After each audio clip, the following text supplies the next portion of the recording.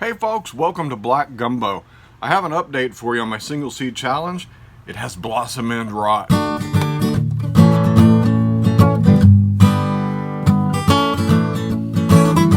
here's the heartbreak. Look at these beautiful fruits, and you come out here and think, wow, I'm going to be eating some tomatoes, and then you turn them over. You see that brown there?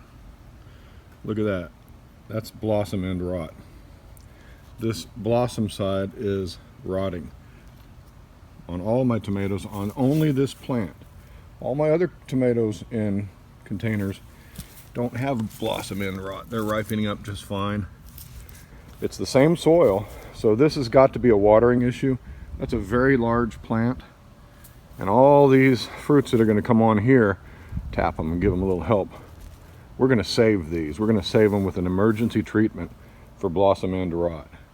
All right, so blossom end rot, it's that very common affliction that tomatoes and peppers and some other plants can get, eggplant, squash, but usually you find it on your tomatoes, especially tomatoes that you put in potting soil.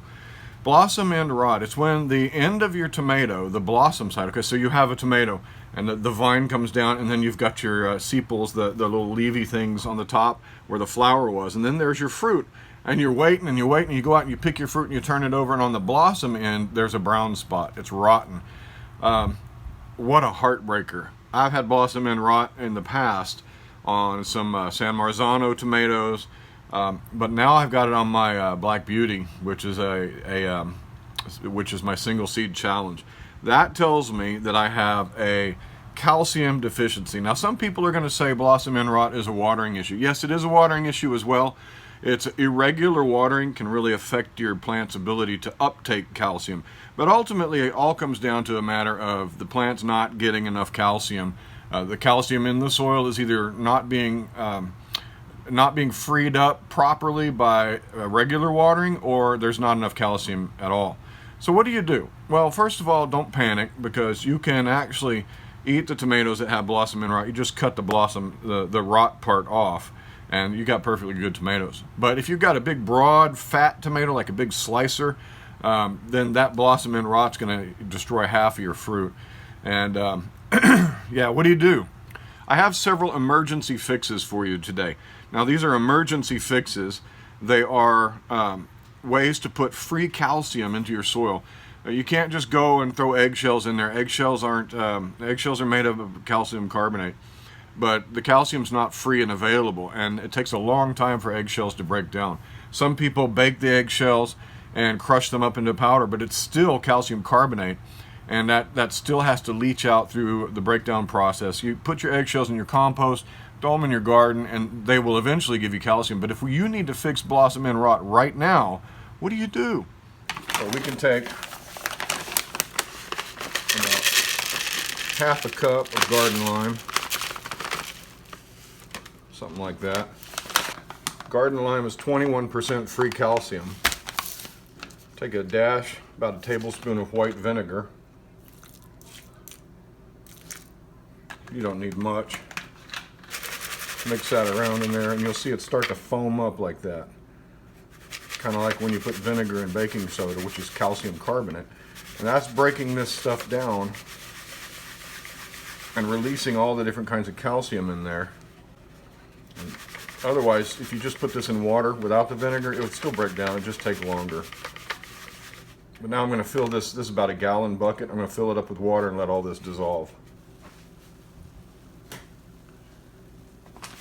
You can do exactly the same with calcium nitrate, which is a common fertilizer. Now, this is not considered organic, but you know, it's just chemicals. It's just basic chemistry.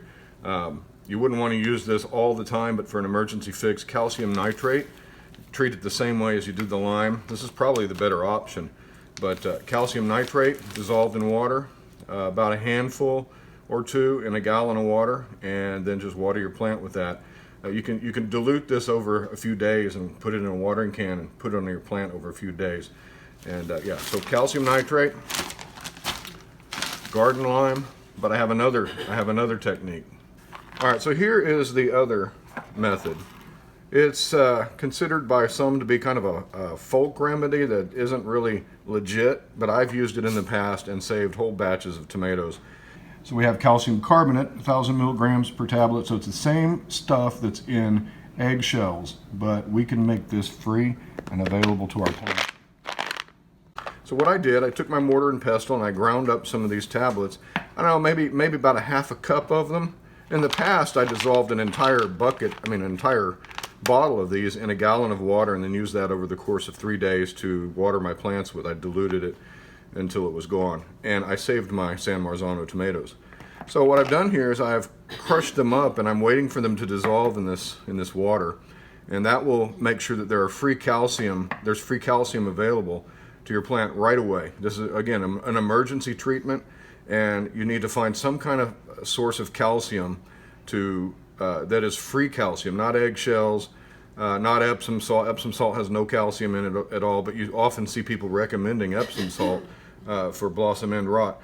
It's good for your garden, but it's not going to fix your problem right away. Calcium, free calcium, that's what you need.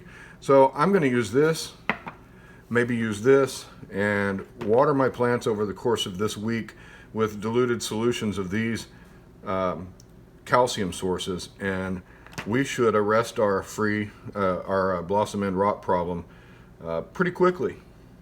We're going to speed this process up. We're going to start blending the Tums in with the water. That's what we're looking for. So I'm going to take my can, and that's a 2.5 gallon can. I'm just going to pour it all in there, fill it up with water, and I'll water twice with this can, maybe 3 times.